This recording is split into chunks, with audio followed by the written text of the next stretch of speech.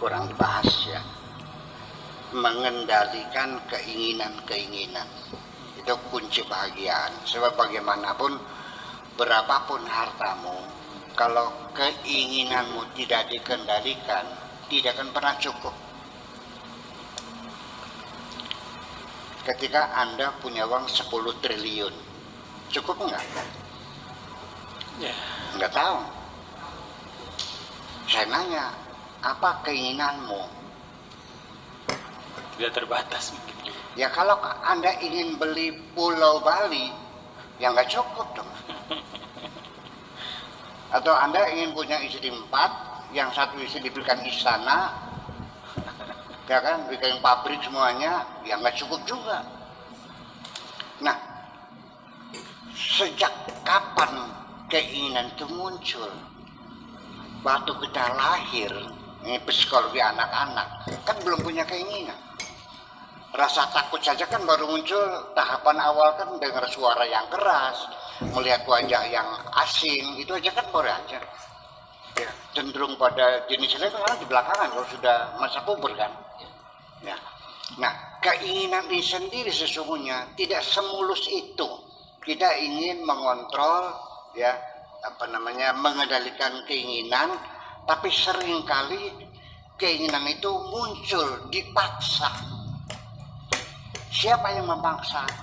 Itulah orang-orang yang tidak bermoral, menawarkan komoditas-komoditas produksi pabriknya melalui iklan-iklan di tengah jalan yang sebesar-besar gajah, melintang di tengah jalan dengan videotron, dengan yang sebesar gajah, dipasang spotlight, ditambah dengan gambar wanita yang cantik-cantik, yang buat dadanya kelihatan. Kita dipaksa untuk melihat.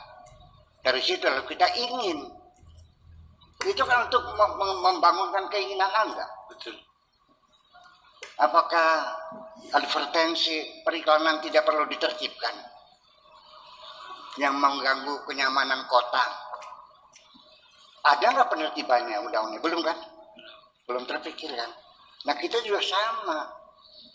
Jadi karena kita melihat sesuatu, kenapa engkau ketika kondangan di teman miskin kok pakai perhiasan emas, gelang keroncong sampai 1 kilan, kalungnya seperti rantai, ya kan, emas berlian 24 karat, kondangan sama teman miskin. Di sana banyak orang miskin, melihat kamu pakai yang mewah, banyak yang nangis kok, banyak yang nangis. Percaya nggak? Ya mereka juga ingin pakai macam itu. Jadi jangan sok ngiming-ngimingin orang kan gitu. Iya. Iya. Sampai ke surga pun itu mengiming-iming juga supaya kamu kepengen masuk surga.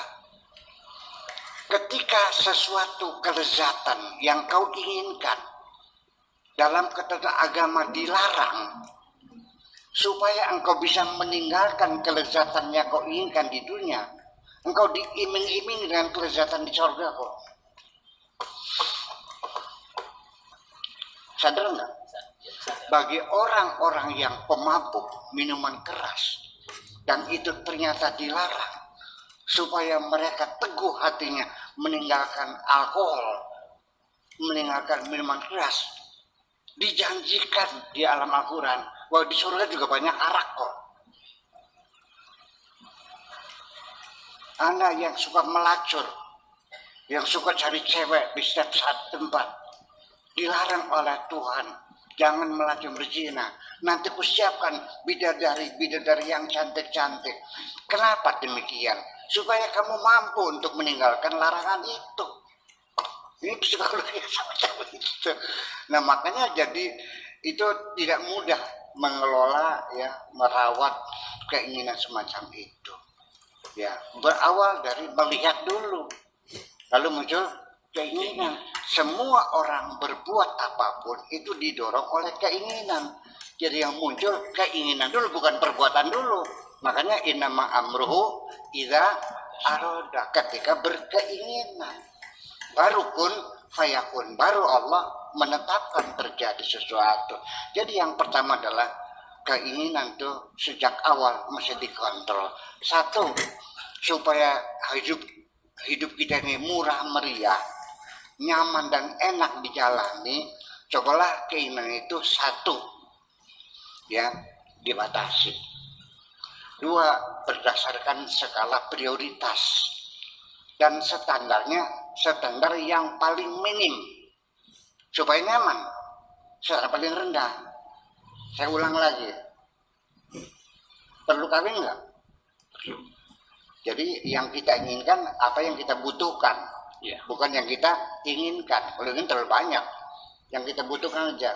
Perlu kawin nggak? Iya, belum. Seperti siapa perempuannya yang kau inginkan? Standar yang paling rendah, yang penting asal Wadon. kan murah meriah. Rumah perlu nggak? Perlu. Yang penting nggak bocor. Murah nggak? Murah. Iya. Makan perlu nggak? Perlu. Yang penting kenyang. Terus sesungguhnya yang membuat kita jadi mahal itu adalah keinginan kita, bukan keingin kenyang, tapi ingin penghargaan. Ini yang terselip di dalam keinginan kita. Ingin dibilang hebat, ingin dibilang kaya, ingin dibilang dermawan dan sebagainya. Anda lapar, ya kan? Iya. Berapa kau habiskan? Ternyata 1,5 juta. Gimana kau makan? Di hotel Mandarin yang taplaknya pakai taplak putih. Setiap mangkok ada lilin yang menyala, selalu hangat. Ruangannya remang-remang dengan lagu-lagu yang slow, dan yang menyajikan adalah pelayan yang cantik-cantik. Harga satu mangkok soto itu 250.000 rupiah semangkok. Padahal Anda turun nyeberang Bundaran HI, sebelah HI ada jalan Kebon Kacang, ada orang jual soto juga, itu 15.000 semangkok. Airnya sama, garamnya sama, keduanya sama kok. Kenapa Anda makan di hotel Mandarin? Karena Anda ingin dihormat. Jadi akhirnya ternyata yang paling mahal itu adalah keinginan untuk dihormati. Terima kasih. Luar biasa. Ingin hidup bahagia.